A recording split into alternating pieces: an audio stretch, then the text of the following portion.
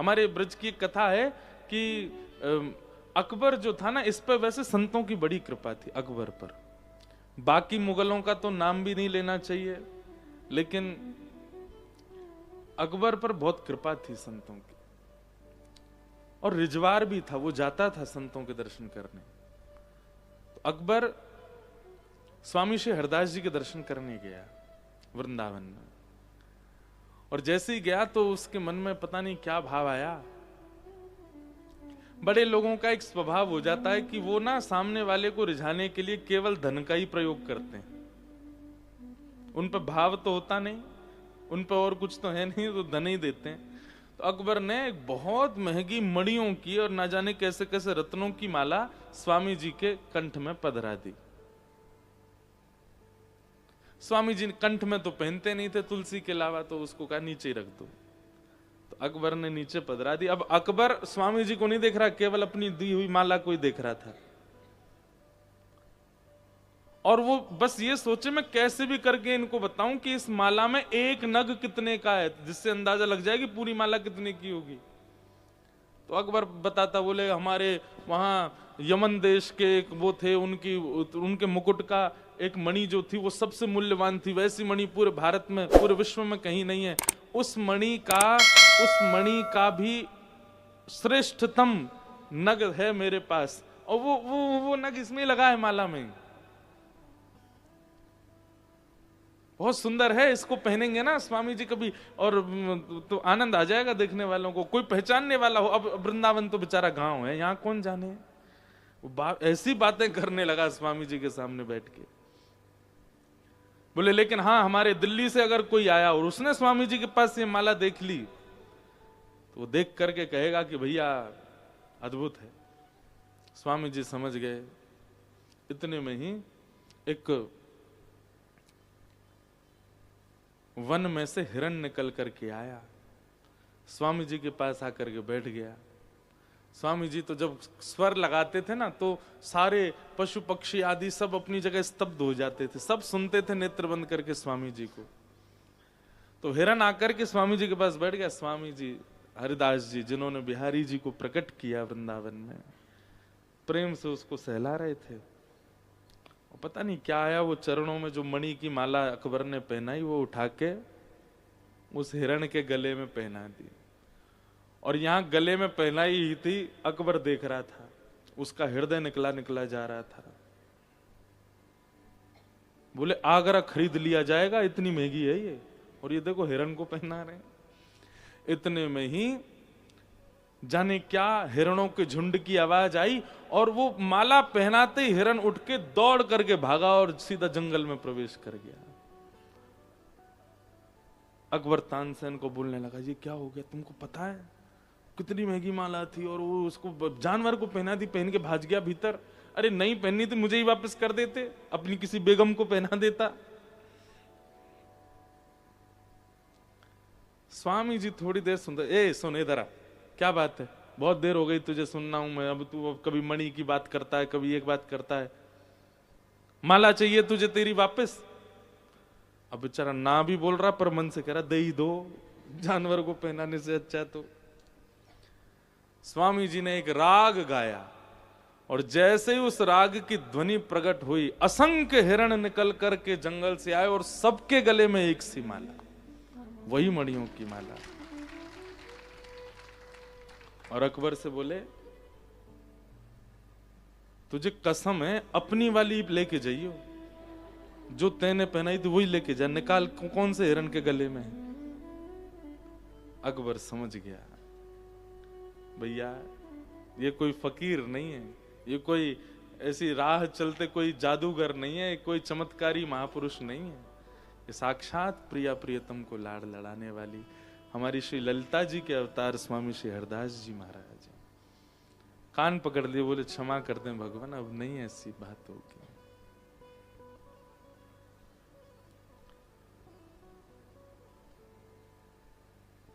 वस्तु या किसी भी प्रकार की कोई बहुमूल्य वस्तु, कृष्ण प्रेमी अगर होगा, उसके लिए वो अगर कृष्ण संबंधी नहीं है तो वो तुच्छ समान है।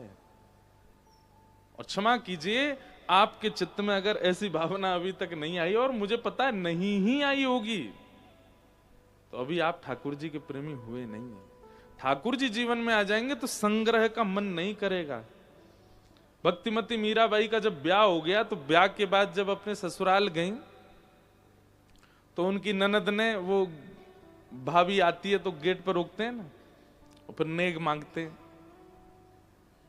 तो मीराबाई की जो ननद थी वो द्वार पे खड़ी हो गई, और द्वार पे खड़े होकर बोली, भाभी नेग दो, मेड़ता की राजकुमारी हो आप, सामान्य नेग नहीं चाहिए मुझे ऐसा कोई बहुमूल्य वस्तु दो जो विश्व में किसी के पास ना हो, और जो विश्व में सबसे ज्यादा बहुमूल्य हो।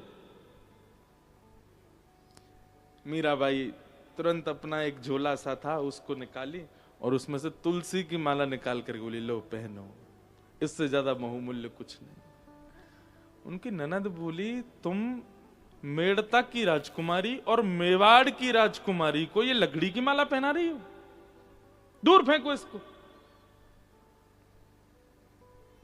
मीराबाई बोली, प्राण निकल जाएंगे ना जिस दिन, उस दिन सारी सोने की वस्तु, सारी मणियां तुम्हारे शव के ऊपर से उतार ली जाएंगी, इसको कोई नहीं उतारेगा, ये तुम्हारे साथ ही रहेगी।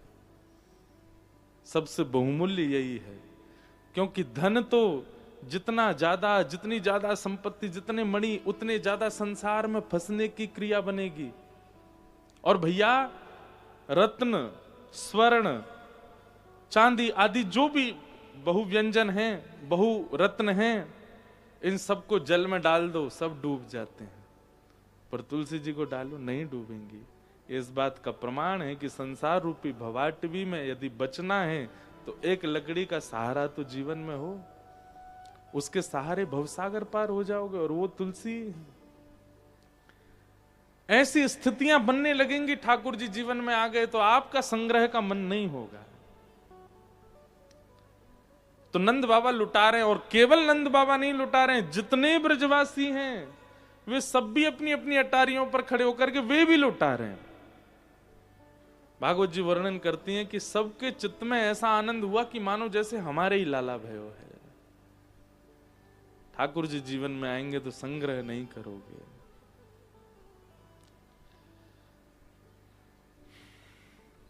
इस प्रकार पूरे ब्रजमंडल में आनंद मन रहा था, तभी वहां एक राक्षसी का आगमन हुआ जिसका नाम पूतना। भक्ति में सबसे पहली बाधा पूतना, भक्ति में सबसे पहली बाधा है पूतना। आप जब भक्ति के मार्ग पर चलना प्रारंभ करेंगे, ठाकुर जी की लीला कथा नाम जप के मार्ग पर जैसे ही बढ़ोगे, आपके जीवन में सबसे पहले पूतना आएगी। पूतना का स्वरूप क्या है?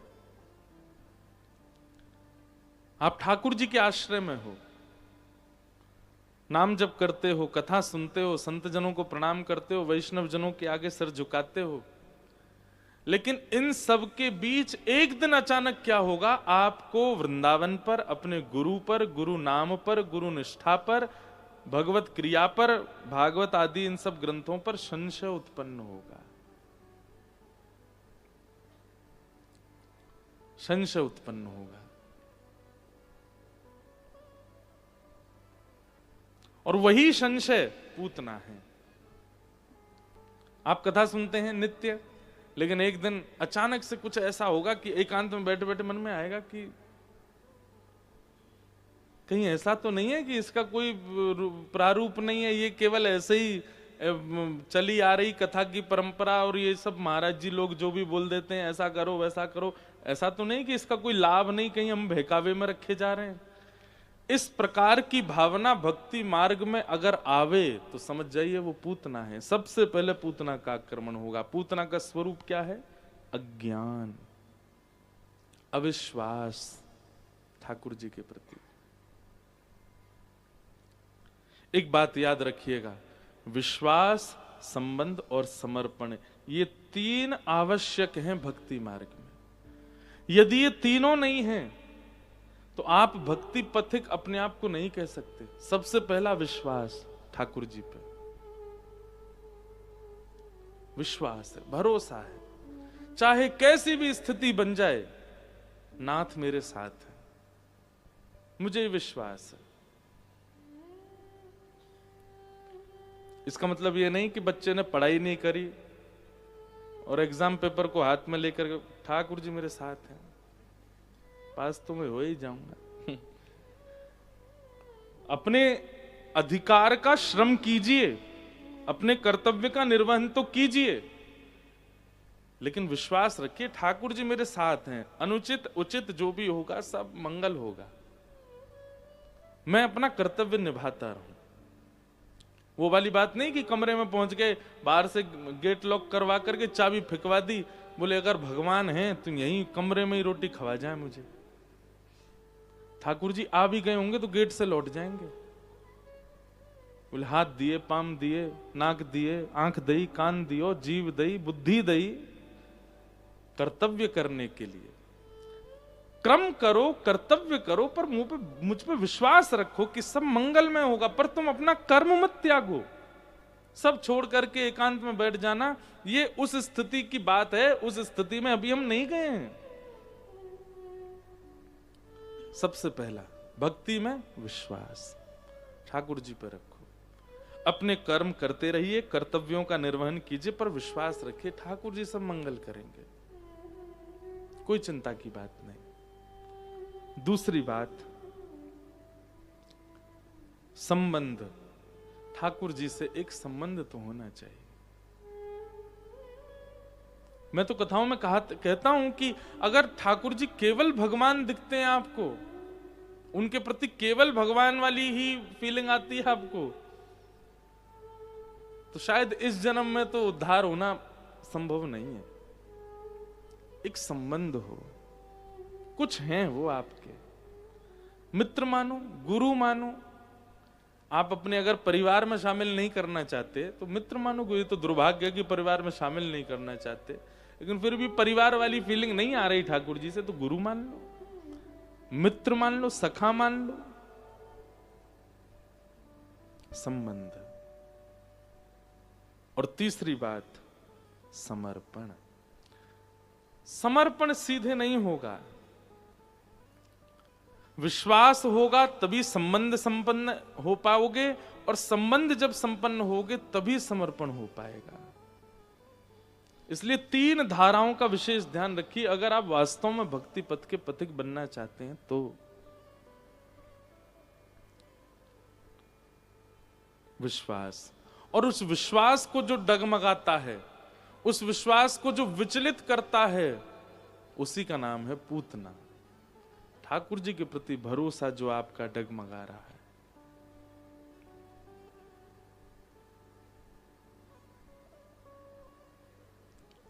पूतना को पता चला कि हमारे महाराज कंस का शत्रु 84 कोस में कहीं जन्म लिया है, तो उसने अपना रूप बदला।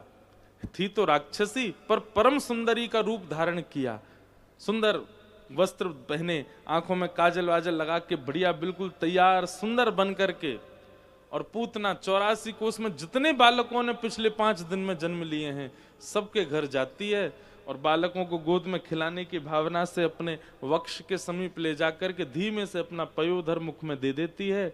उसके पयोधर में कालकूट विष लगा हुआ है। बालक जैसे ही उस पयोधर का पान करते हैं, थोड़ी देर में उनकी मृत्यु हो जाती है, चुपचाप सुला करके वहां से चली जाती है। इस प्रकार पूरे ब्रजमंडल में बालकों का वध करती हुई पूतना पहुंची गोकुल। जैसे ही गोकुल पहुंची, सब वाके रूप पे मोहित होने लगे।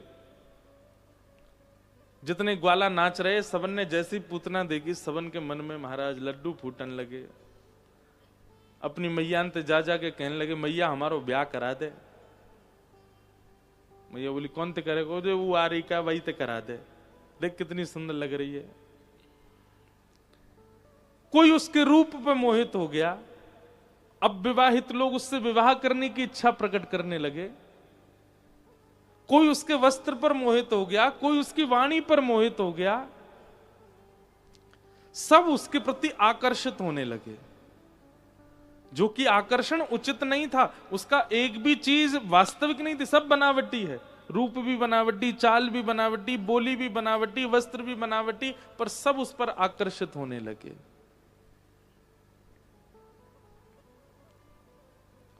नंदोत्सव मना रहे थे, नंद घन आनंद भयो, लेकिन जैसे ही पूतना निकली, जहां जहां से निकल के जाती है, सब भूल जाते हैं कि हम क्या उत्सव कर रहे हैं, सब उसी को देखने लग जाते हैं।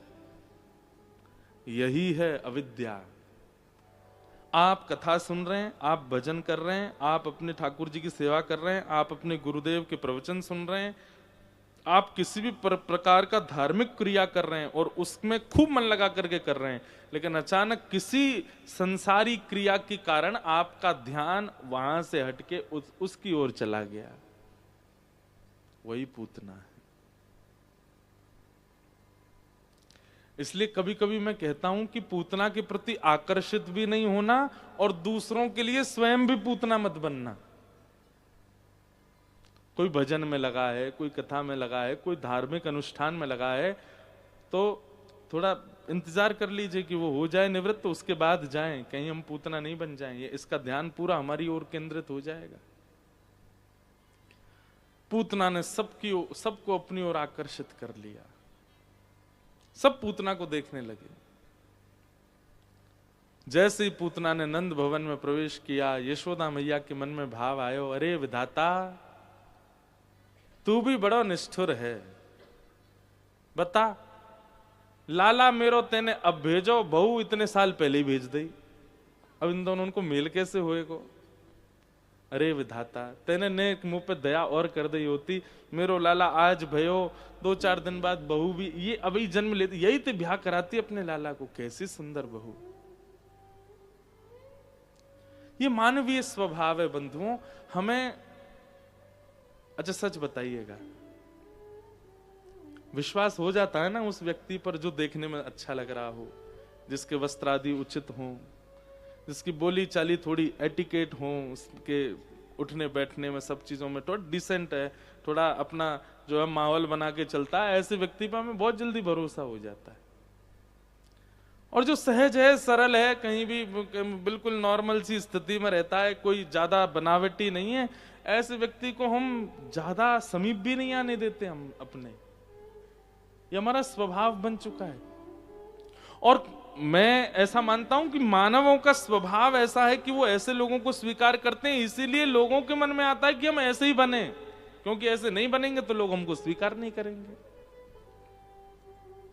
पर एक बात बताएं, अगर आपके चित्त में इच्छा होगी कि समाज मुझे स्वीकार करे तो आप बनावटी बनोगे, लेकिन इच्छा होगी कि श्री राधा रमण स्वीकार करें तो बनावटी का एक लक्षण भी आपके चित्त में नहीं हो, जैसे हो वैसे ही रहोगे।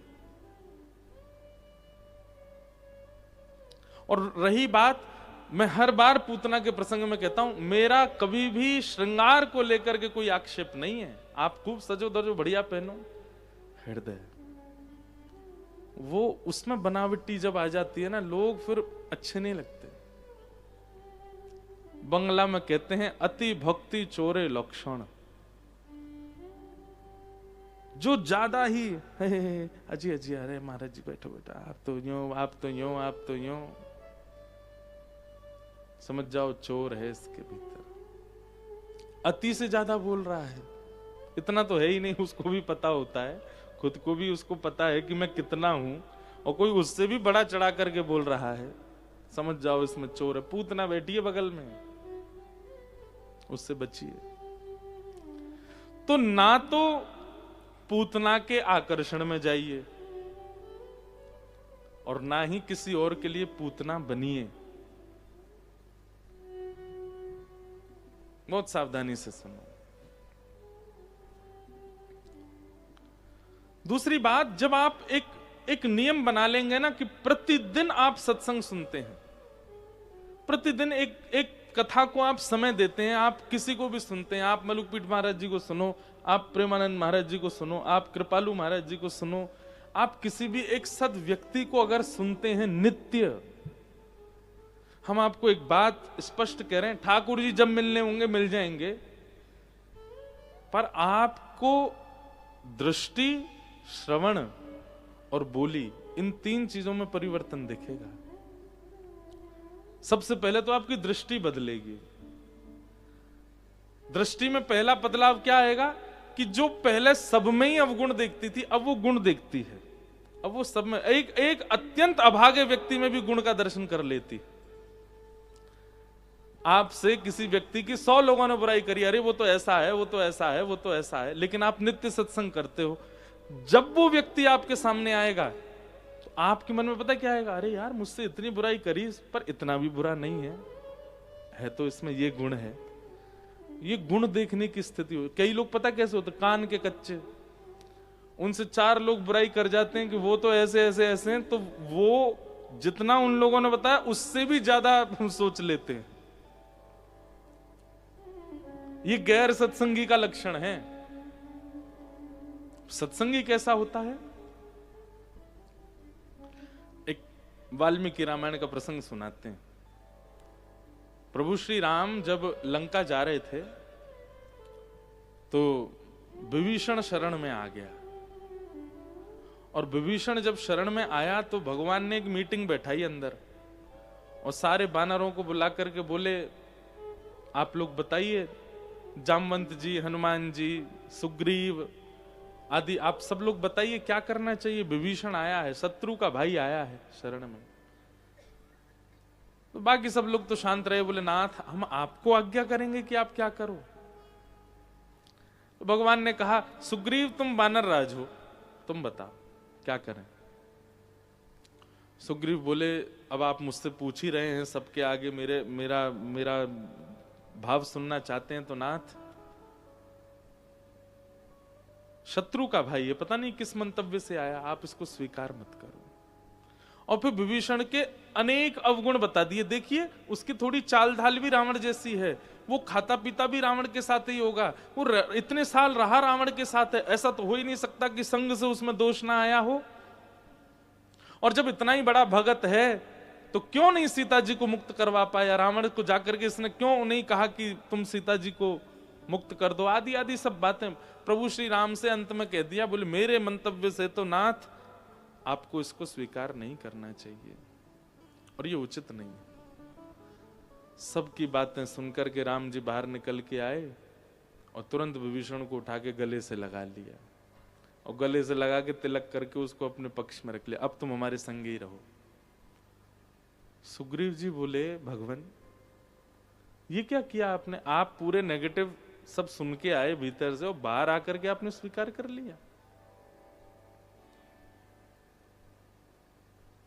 सुग्रीव ने एक बात और कह दी, बोले कि नाथ जब आपको करनी अपने मन की है तो फिर मैं चला जाता हूं यहां से, या तो आप मुझसे पूछते नहीं, और मुझसे पूछा था तो मेरी बात का मान तो रखते। राम जी बोले, तुम हमको सिखाओगे? अरे हमने पूछा तो जामवंत जी से भी था, हनुमान जी से भी था, सबसे पूछ रहे थे, सबका परखना चाह रहे थे चित्त में कैसी भावनाएं हैं।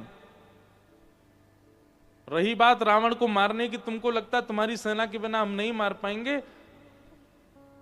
लक्ष्मण जितनी देर में अपनी पलक झपकाता है ना, इतनी देर में अगर हमारी इच्छा हो जाए तो रावण जैसे जन्म ही नहीं लेंगे। रावण का जन्म भी मेरी इच्छा से होता है। विभीषण सुग्रीव भूलो मत, कौन है हम? परमात्मा है। ठाकुर जी का ये लक्षण है कि वे अत्यंत अवगुण सुनने के बाद भी स्वीकार कर लेते हैं, तो ऐसा ही गुण भक्त में भी होना चाहिए। अगर आपकी दृष्टि में गुण दर्शन नहीं होता किसी के भी प्रति, आप दूर हैं भक्ति भाव से। तो सत्संग क्या करेगा? सबसे पहले आपकी दृष्टि को परिवर्तित करेगा। अच्छा, एक तो ये हो गया कि आपको गुण दिखने लग जाएगा, सब में आपको अच्छाइयां दिखने लगेंगी। दूसरी चीज क्या होगी? किसका संग करना चाहिए और किसका संग नहीं करना चाहिए, यह वैसे तो यहां सब मन वाले ही बैठे हैं, फिर भी बेमन से करके देख लीजिए। 1 महीना पूर्ण होते ही आप अगले दिन देखेंगे आपकी दृष्टि में परिवर्तन होगा, लोगों को देखने का नजरिया बदल जाएगा आपका। दूसरी बात, श्रवण। दूसरा परिवर्तन होगा कानों में। अभी स्थिति कैसी है? किसी के घर की बात चल रही है, 4 लोग कर रहे हैं, और यहां पे हम गोलगप्पा खा रहे हैं, और गोलगप्पा खाते खाते भी हो जा रहे। ये है संसारी स्थिति। पर वैष्णव की स्थिति कैसी होती है, उसी की ही चर्चा हो रही है, उसी के बारे में ही कह रहे हैं चार बात, अरे ये तो ऐसा है ऐसा, वो सुन करके और दूर चला जाएगा, मुझे सुनाई ही नहीं देगी, वो सुनना ही नहीं है, मुझे इस विषय में पढ़ना नहीं। कोई आके उससे कहेगा ए भाई सुन तेरे बारे में ना वो लोग ऐसे, भाई सुन तेरे हाथ जोड़ू, मुझे मत बता, मुझे सुनना ही नहीं है। ये तो मैंने खुद में अब अनुभव किया, इसलिए मैं बता रहा हूं। हम कथा कह के जाते हैं, ऐसा नहीं है कि सबको अच्छी लगती है, कईयों को बहुत बुरी भी लगती है, ये ऐसा क्यों बोल जाते हैं। तो लोग बाग फिर फोन करते हैं, घर के लोग हों या मित्र लोग हों, बोले भाई आज तुम कथा में ऐसे ऐसे कह रहे थे, कोई व्यक्ति, मैं सुन भाई मैं व्यस्त हूं, बाद में बात करता हूं, काट दूं, मुझे सुनना ही नहीं है। सत्संगी व्यक्ति का ये नियम हो जाता है, ना तो वो अपने अपवाद की बातें, ना किसी और की अपवाद की, किसी की अच्छाई चल रही है किसी की बुराई चल रही है, उसको इन सब चीजों से पता नहीं क्यों घृणा होती है, वो दूर रहेगा। बोला भाई मेरे सामने बैठो, मेरे पास बैठो, या तो कोई अच्छी चर्चा कर लो या कोई भगवत चर्चा कर लो, इसके अलावा किसी की निंदा किसी की स्तुति मुझे सुनने में कोई रुचि नहीं। ऐसी होगी तो कानों में परिवर्तन होगा, और तीसरा परिवर्तन होगा वाणी में। लिख लीजिएगा, सत्संगी बहुत कम बोलेगा, बहुजल्पिक नहीं होगा, और ना ज्यादा बोलने की उसकी इच्छा होगी। मुझे मत घूरिएगा कि आप तो बोले ही रहे हो इतनी देर से, ये बोलना नहीं है। पर व्यवहार में जो आप सब चर्चा करते हैं, उस चर्चा में आप शांत ही रहोगे। ऐसा नहीं है कि आपका माइंड वहां नहीं है, आप होगे वहां, सबके बीच बैठो, घर के लोग कुछ बात कर रहे हैं, किसी के ब्याह की चर्चा, घर की कोई व्यवस्था की चर्चा, आप बैठोगे सब सुनोगे, अच्छा है, ठीक है, हाँ हाँ भाई तू, मैं क्या बोलूं, आप उसको पता है, वो एक बार कुछ कह भी देगा कि हाँ ठीक है ऐसा ऐसा आप करो, अगर कोई नहीं मानेगा तो जिद नहीं करेगा। संसार के लोग कैसे होते हैं, हाँ भाई देखो तुमको ना ऐसे ऐसे करना चाहिए, अगर वो व्यक्ति नहीं करे तो पूरे उत्सव में मुंह फुलाए डोलेंगे, हमने तो कही थी यूं करो, हमने तो 4 बार बोली थी इनसे यूं करो, मानी नहीं हमारी बात, और जो मानता नहीं बात उसका क्या शुभचिंतक बनना, ऐसी ऐसी बातें कर कर चला जाएगा। भाई संसार में यदि सबसे अद्भुत कोई वस्तु है ना तो वह सत्संग।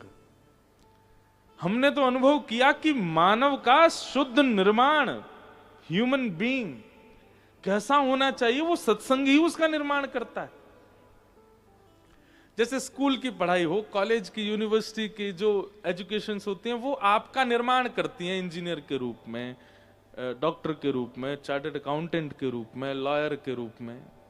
ऐसी सत्संग आपका निर्माण करता है मानव के रूप में। एक मानव को कैसा होना चाहिए वो सत्संग बनाता है। केवल भगवत प्राप्ति ही प्रथम गुण नहीं है सत्संग का। मानव तो पूतना रोज मिलती है सबको, लेकिन उस पूतना को परखने के लिए सत्संग होना चाहिए जीवन में। आप समझ जाओगे कौन कितना कैसा क्या है।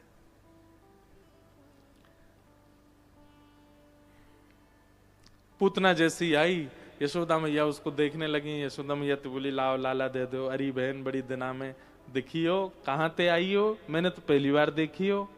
बोली मेरो ब्याह है हो पास के गांव में। पूतना बोल रही है अच्छा ब्याह है गए हो? बोले हाँ। कोई बालक बच्चे हैं तुम्हारे? बोले ना अभी तो ना है। देखो भैया लाला होए तो पूरी दुनिया बुलाइयो, अगर तुम्हारी लाली होए तो मुझे बुलाइयो।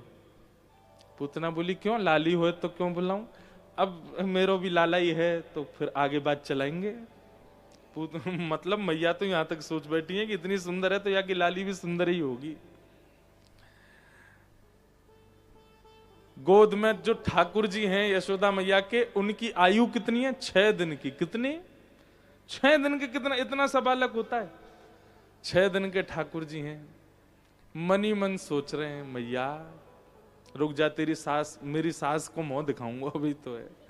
कैसी है ये, तू यहाँ की छोरी तो मेरा ब्याह करना चाह रही है?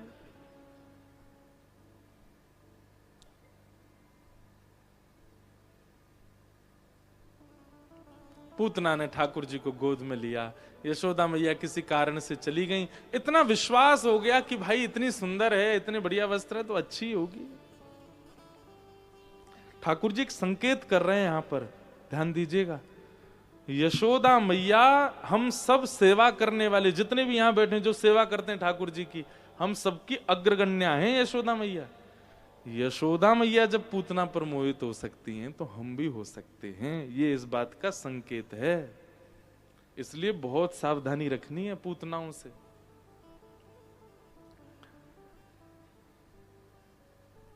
ठाकुर जी पधरा दिए और पधरा करके यशोदा मैया बाहर चली गई। पूतना ने जैसे ही अपना पयोदर भगवान के मुख में दिया, ठाकुर जी ने पहले उसके विष को पिया, दुग्ध को पिया, रस तत्वों को पिया, पुण्यों को पिया, पापों को पिया। प्राण शमम रोष समन्वितो पिबत गाढ़म कराभ्याम। ठाकुर जी ने जैसे ही भगवान प्रपद्यतत, जैसे ही गाढ़ करके पूतना के प्राण पीने प्रारंभ किए, धीमे धीमे पूतना को पसीना आने लगा, घबराहट सी होने लगी। इतनी देर हो गई, ये बालक मरता क्यों नहीं है?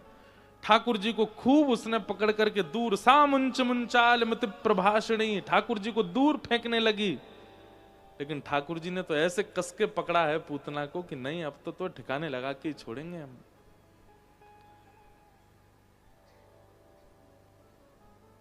विशाल रूप हो गया, विकराल रूप हो गया, भयाभय हो गई पूतना।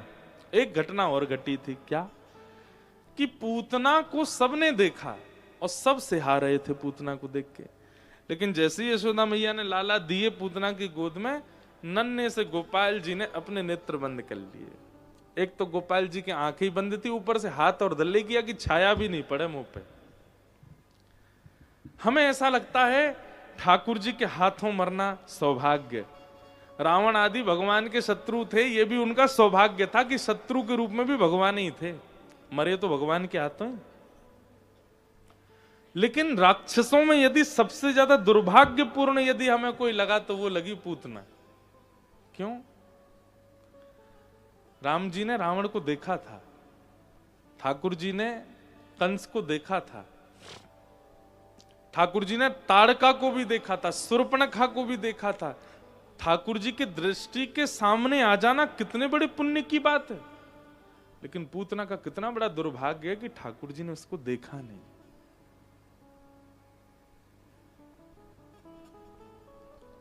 इसलिए आप समझ रहे हैं बात को।